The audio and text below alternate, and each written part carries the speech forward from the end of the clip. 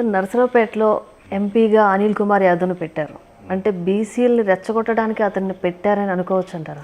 అదే ఇప్పుడు జగన్మోహన్ రెడ్డి గారు ఈ కులాల కురుక్షేత్రాన్ని తీసుకొచ్చారు. ఇప్పుడు అనిల్ కుమార్ యాదవ్ అనే వ్యక్తిని మీరు మినిస్టర్గా తీసేశారు కదా. అతనిలో గొప్ప నాయకత్వ లక్షణాలుండి ఆయన ఒక అద్భుతమైన నాయకుడైతే మీరు ఎందుకు తీసేశారు ఆయన్ని?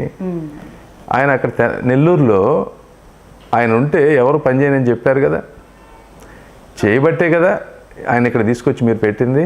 అంటే ఏంటి అర్థం? He is a failure leader. ఇంకా బీసీలో మీకు మంచి వ్యక్తులు లేరా? ఒకటి. రెండోది, అసలు నామినేటెడ్ పోస్టులు ఎన్ని ఉన్నాయండి? 1200 నామినేటెడ్ పోస్టులు ఉన్నాయి. 16 యూనివర్సిటీలు ఉన్నాయి. 16 యూనివర్సిటీల్లో ఒక్క వైస్ ఛాన్సలరే బీసీ. మిగిలిన వాళ్ళు ఎవరు ఉన్నారు? మీరు తీయండి లిస్టులు, ఏ సామాజిక వర్గం వారు ఉన్నారు? 1100 పోస్టులు ఉంటే అందులో 60% ఒకే సామాజిక వర్గానికి చెందిన వ్యక్తులు ఉన్నారు.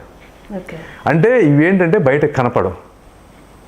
ఆయన ముష్టి ఒక 3 ఎంపీలో 3 ఎమ్మెల్యేలో ఏదో ఇట్లా బూచీలాగా చూపించేసి బిహైండ్ అన్నీ వీళ్ళు పెట్టేసుకుంటే జనాలు అర్థం చేసుకోలేనంత పిచ్చివాళ్ళు ఎవరు లేరు. అదే అతని మాట తీరు కానివ్వండి, వ్యవహార శైలి కూడా ఒక రకంగా ఉంటుంది. అలాంటి వ్యక్తిని పార్లమెంట్లో మీరు అక్కడ ఎలా హ్యాండిల్ చేస్తారు?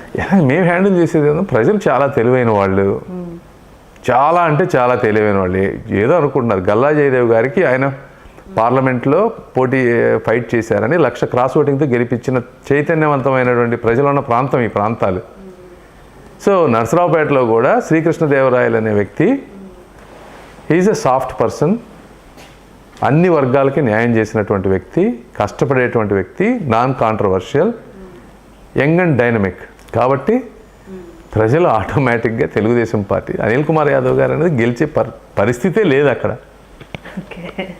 మీరు చూస్తారు. అక్కడే కాదు, 25 పార్లమెంట్లో తెలుగుదేశం పార్టీ 22 పార్లమెంట్ స్థానాలు మినిమం గెలవబోతోంది. మీరు ఇది నోట్ చేసుకొని ఎలక్షన్ తర్వాత మీరు చూస్తారు.